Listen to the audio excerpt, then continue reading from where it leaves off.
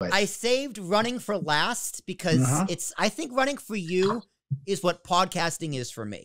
Yeah. Right. Podcasting to me is therapy. It's self-expression. It's fun. It's part of my business. It's entertaining. It's what I love to do. That's what I think running is for you. Like running for you is just your escape. It's the one Allan thing Allan gets to do by himself and no one else can bother him. How close am I? Yeah, you're pretty close. You're pretty close. There is a huge benefit to it of unplugging and being alone and, and running, miles and miles and miles on your own. So I do enjoy that benefit to it. That's certainly one benefit. Explain the runner's high.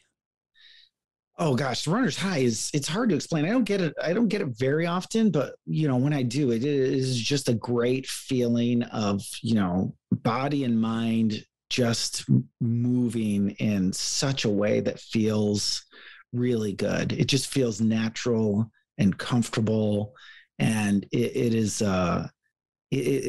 just this feeling of and euphoria of everything is working. And I love that feeling. And I get it. Mostly I get it in races. And I think that's probably because there's a lot of adrenaline while you're running a race, but I can get it while I'm training, and it's for me, it's not something you turn on or off, but runner's high has to do a lot with flow and the concept of flow, and you can get into that concept of flow at work and doing a project you're working on that you're really excited and passionate about, and you're in it, and all of a sudden an hour goes by and you've completed it, and it's just you feel great about it.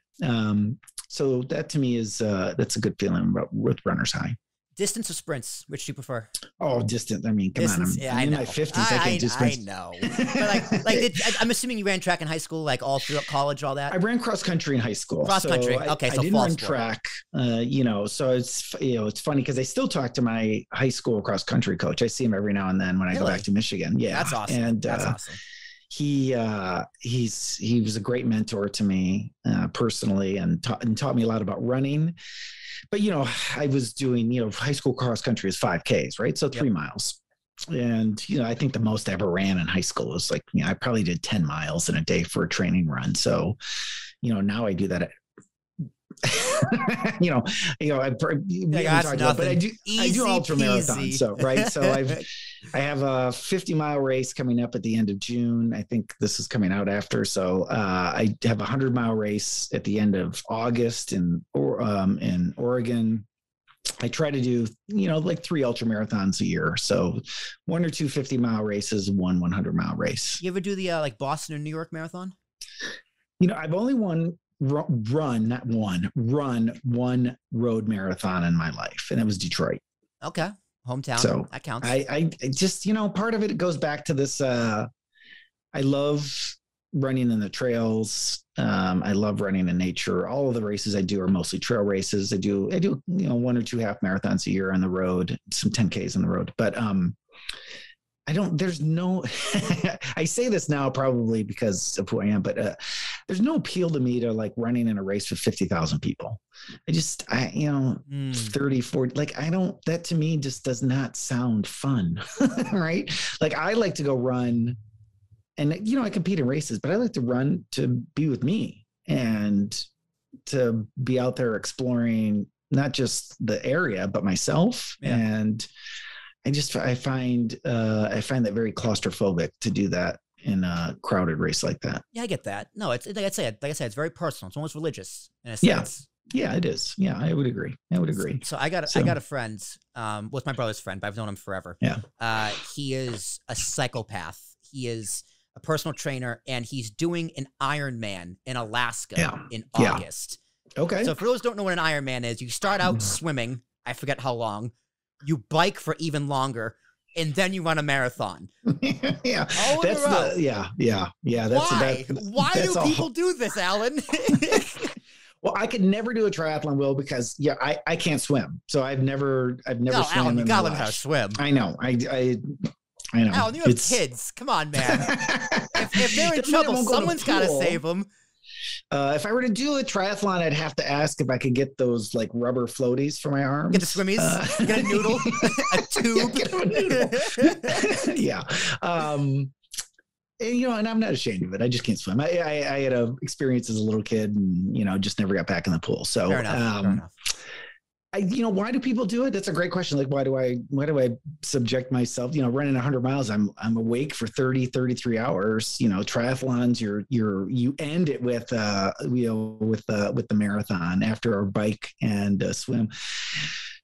Part of it is, I would say I can speak for myself. And I think for a lot of people, it's just a challenge. It is definitely a challenge. It's unique.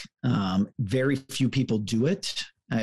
Particularly, 100-mile races. I mean, you're talking like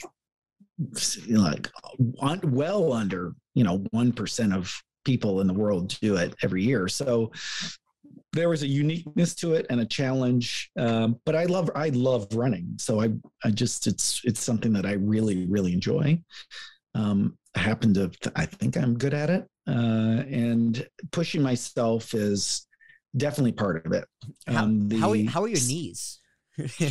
Everybody always asks that. How do you stay healthy? Knees are, I will personally say, I'm not a doctor, but I believe the whole knee theory is a myth. Your reason your knees are bad is if you have a weak core, because running is all done through your core, your glutes, your hips, your stomach, your core is what drives you. If you think about, running, you are lifting the leg and putting it down. If your core is weak, your knees have to make up for the weakness in your core.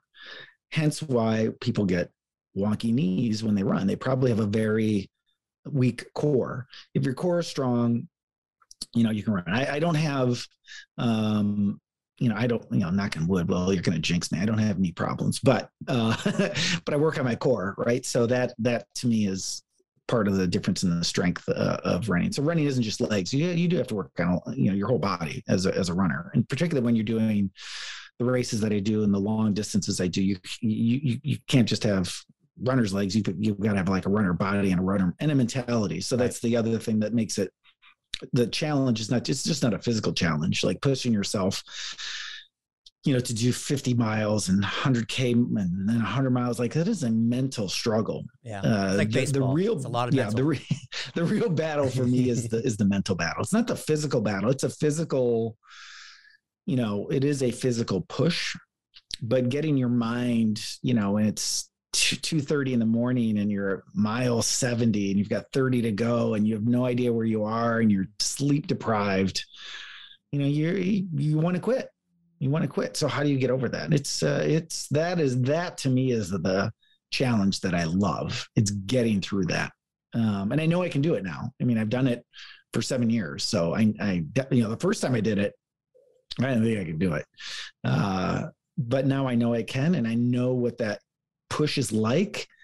And that to me also, I can apply that to so many other things in my life. Right. If I can get through a 100-mile race, I can get through this project, or I can get through this challenge, or I can get through this problem. I can get through a Talking with Tarashuk podcast. Easy.